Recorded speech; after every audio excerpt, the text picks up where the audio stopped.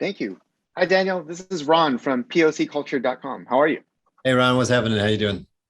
Oh, so excited to chat with you. I appreciate the time. Yeah, no problem.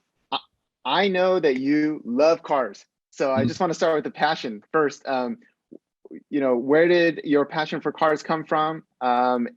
And what is your favorite car that you've driven? Wow. I think my passion from cars, I don't know, from being a little kid, I collected Matchbox cars. By the time I was 12, I had a subscription to Auto Week magazine, and I knew about every new car that was coming out. And then it just evolved over time, and it evolved very rapidly. Like, past few years, I've been building cars, I've been racing cars and all that stuff. So it's never really left me. It's just, I think, a guy thing why I like cars. But I think as an American, also, cars represent so much. It represents freedom. And I remember getting my license at 16 and I actually bought my car before I turned 16 and having that freedom to go wherever you want. And then the car is such a personal thing that you can change it and do things to it, modify it to make it however you want, customized to you. It makes it a really attractive device to be part of your identity. My favorite car I've ever driven is probably Porsche GT3 RS. It may sound like a very vanilla choice, but it's also one of the best track cars ever made.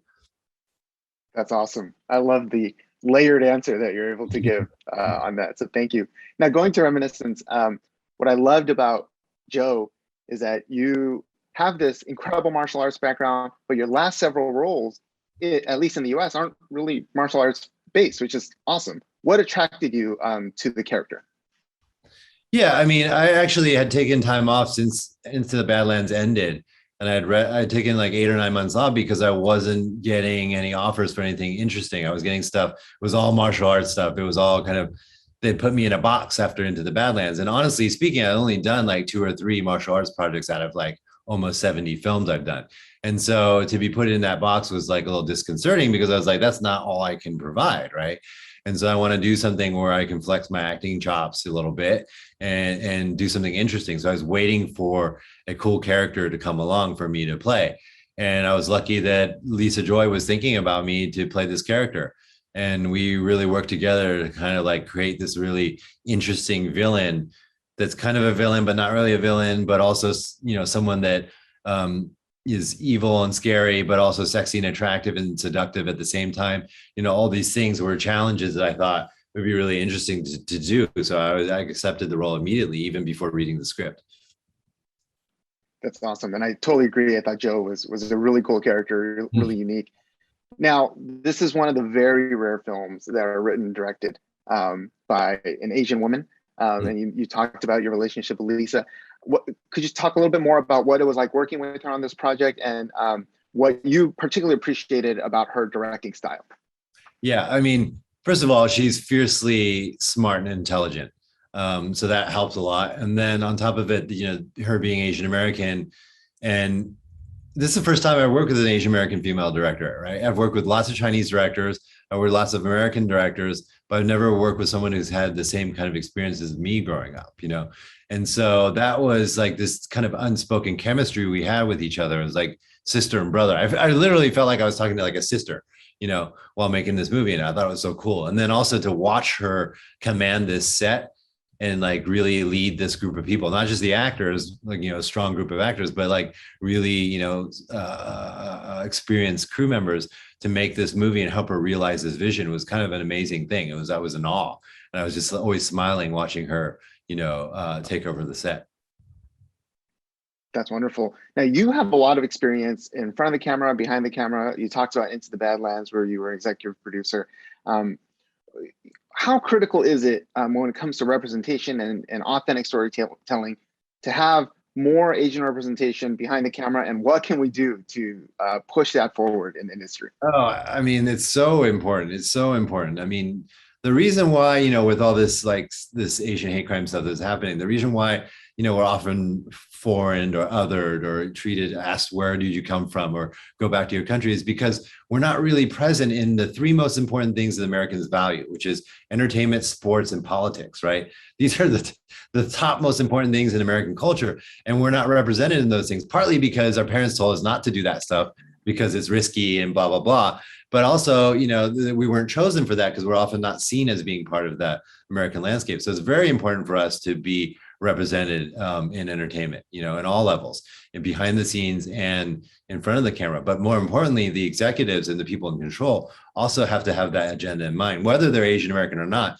Is to, this diverse agenda to make films and make things and put people in films that otherwise they normally wouldn't have, because that really reflects on the culture of this country, what this country really is.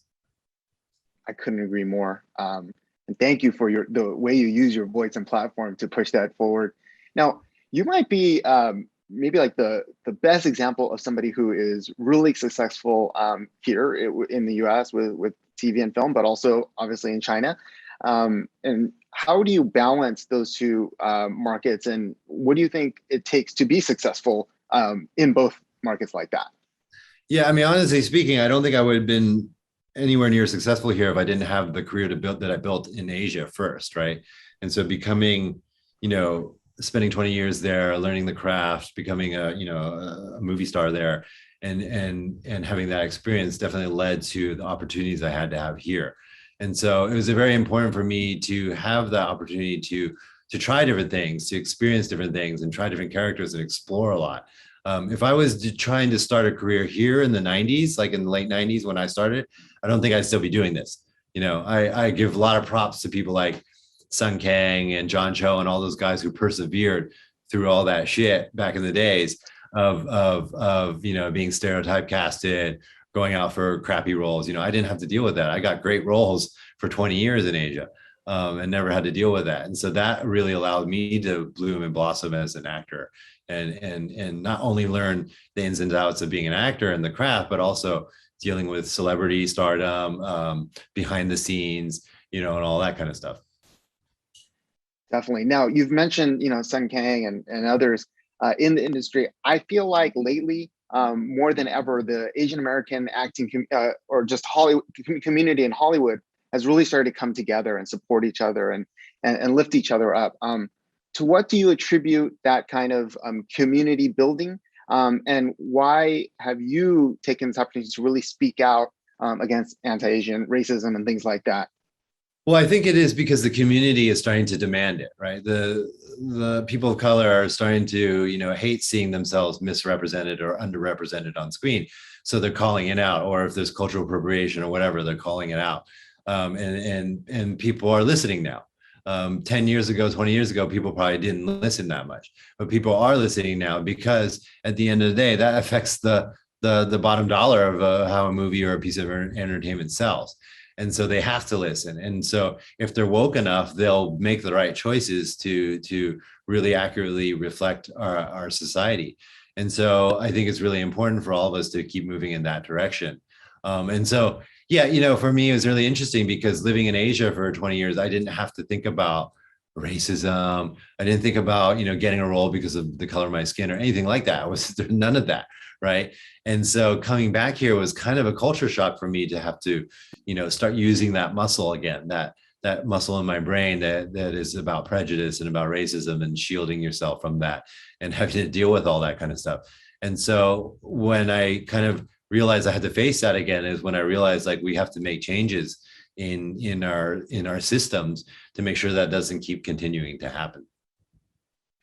And it's so appreciated. And someone like me, I really appreciate the way you've used your voice. So I thank you for that. I wonder, switching gears a little bit, if I could ask you about Brad Allen, if you're comfortable speaking. Sure. Just about obviously a big loss in the community. What's your favorite memory, enduring memory of working with Brad Allen? My favorite memory of Brad Allen was watching him fight Jackie on Gorgeous. And he was so freaking good. He was really, really good, right? And yeah, you make a couple of mistakes here and there. And like he took it so hard. And I remember watching him in the corner. He was like crying to himself, right? And he was already doing an amazing job. He's doing 100% job there, but it just showed that how much he expected of himself and how much he was trying to rise to this moment of fighting with his idol, Jackie Chan, in a movie. Like everybody who's a martial arts stunt guy wants to fight with Jackie Chan in a movie. That's the ultimate thing, right? Or Jet Li or somebody like that, right? And if you could get that moment, it's like, God is giving you a gift. And so in that moment, he wanted to do his best, and he didn't think he was doing his best, but he was doing amazing. For a normal dude like watching it, or even a skilled guy like me watching it, he was doing so great. But he just wanted so much more for himself. And it's a testament to how he treated his career in the future, because he became a great, great stunt man, worked so many years on the Jackie Chan stunt team, then graduated from that and started becoming a really great stunt coordinator and choreographer, went on to do like Kingsman and Shang-Chi and all that other stuff, right, on his own, and representing, while at the same time representing Hong Kong style action. Like, he didn't have to do that. He's a white guy, right, from Australia. He didn't have to rep Hong Kong, but he did. And he was proud of that. And it just, it's such a huge loss to, at such a young age, 48 years old, for a guy so fit and great like that to just die from a heart attack like that. It's just sad. Thank you for your words. Hong Kong style forever, right? I saw your post on that. Yeah, exactly. Well, thank you, Daniel. It's been such a pleasure chatting with you. I appreciate your time and enjoyed this movie and all of your work. Awesome, Ron. Thank you so much. Take care. Take care.